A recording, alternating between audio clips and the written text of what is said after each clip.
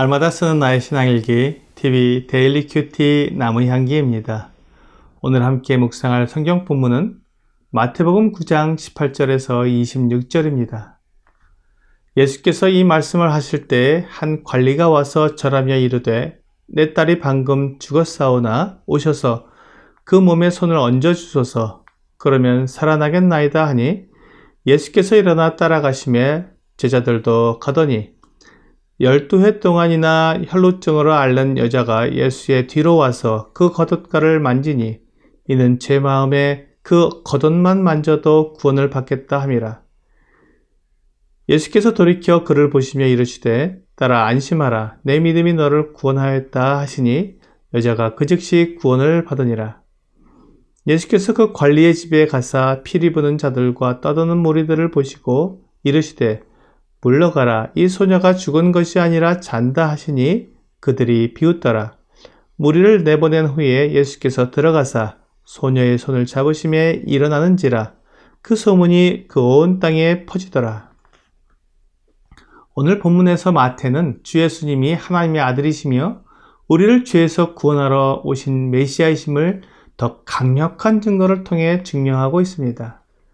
예수님께서 마태의 집에서 식사를 하고 있을 때 한 관리가 와서 그의 딸이 방금 죽었는데 오셔서 그 몸에 손을 얹어주시면 아이가 살아나겠다고 말했습니다.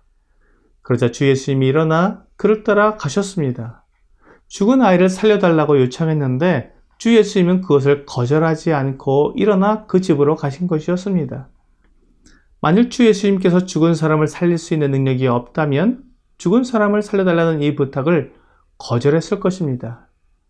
자기가 할 수 없는 일이기 때문입니다. 때때로 사람들을 속이는 거짓 선지자나 거짓 능력자들은 마치 죽은 사람을 살릴 수 있는 것처럼 말하고 행동하지만 그들이 결코 죽은 사람을 살릴 수 없을 때 또 다른 핑계를 대면서 사람들을 농락합니다.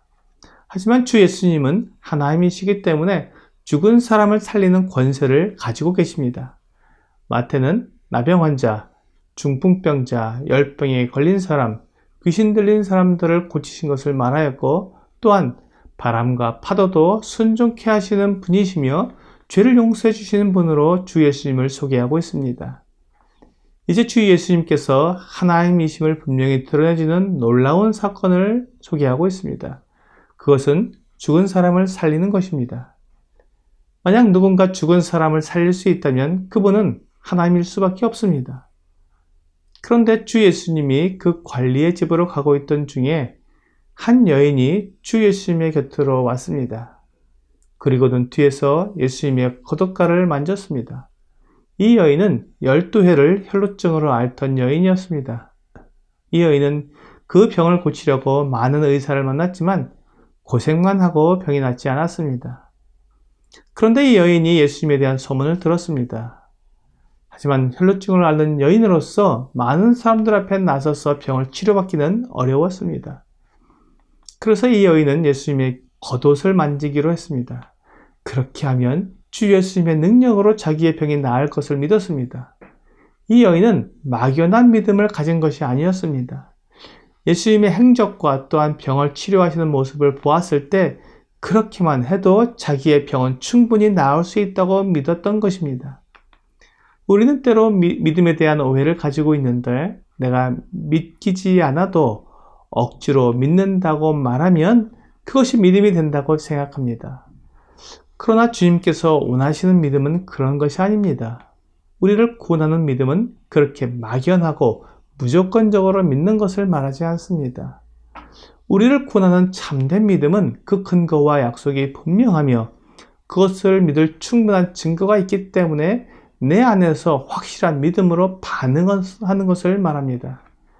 지금 이 여인이 주 예수님에 대해 믿져야 본전이라는 생각으로 겉옷가를 만진 것이 아닙니다. 예수님이 어떤 분인지 분명히 알고 따져보고 알아보고 생각해보고 그 증거를 찾아보아서 부인할 수 없는 확실한 증거를 통해 믿는 것입니다. 그 여인이 주 예수님의 겉옷가를 만졌을 때 주님은 자신에게서 능력이 나간 것을 아셨습니다. 그래서 그 여인을 돌아보았고 그 여인에게 말씀해 주셨습니다. 딸아, 안심하라. 내 믿음이 너를 구원하였다. 이 여인이 예수님을 믿고 그분에 대한 분명한 믿음을 나타냈을 때 그 믿음이 그를 구원한 것입니다. 이제 주 예수님은 그 관리의 집에 도착했습니다. 관리의 집에는 초상이 났기 때문에 슬 피우는 사람들과 꽃을 뿌리는 사람들이 있었습니다. 그들은 어린 나이에 죽은 아이를 위해 슬퍼하며 위로하고 있었습니다. 그때 주 예수님께서 그들에게 물러가라고 하시면서 이 소녀가 죽은 것이 아니라 잔다고 말씀하셨습니다. 하지만 그 소녀가 죽은 것을 아는 사람들은 주 예수님의 말씀을 비웃었습니다. 그들은 믿지 않았던 것입니다. 소녀의 아버지는 주 예수님을 믿고 모셔왔지만 많은 사람들은 예수님을 믿지 않았습니다. 상식적으로 어떻게 죽은 아이를 살릴 수 있겠습니까? 하지만 주 예수님이 평범한 사람이라면 이런 상식이 통하겠지만 주 예수님은 우리를 만드신 생명의 하나님이십니다. 그렇기 때문에 그 소녀에게 생명을 주실 수 있는 분이십니다.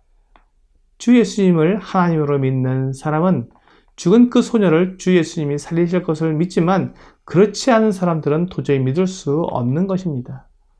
그렇습니다. 주 예수님이 하나님의 아들이시고 우리에게 영생을 주시는 분으로 믿는 사람들은 자기에게 영생이 있음을 아는 것입니다. 나에게 영생이 있는 것을 어떻게 아느냐? 어떻게 구원받은 것을 아느냐고 묻는 사람들이 있습니다. 고린도후서 13장 5절은 너희는 믿음 안에 있는가 너희 자신을 시험하고 너희 자신을 확증하라. 예수 그리스도께서 너희 안에 계신 줄을 너희가 스스로 알지 못하느냐? 그렇지 않으면 너희는 버림받은 자니라고 말씀하고 있습니다. 예수 그리스도를 영접한 사람은 내 안에 예수 그리스도께서 계신 것을 분명히 알고 있습니다. 그렇기 때문에 내가 구원받은 것, 나에게 영생에 있는 것을 아는 것입니다. 이것이 참된 믿음입니다. 알지 못하는 것을 믿는 것이 아니라 아는 것을 믿는 것입니다. 주 예수님께서 사람들을 내보내고 소녀의 손을 잡아 일으켰습니다. 그러면서 소녀야 일어나라 하고 말씀하셨습니다. 아람어로는 달리다굼이라고 말씀하셨습니다.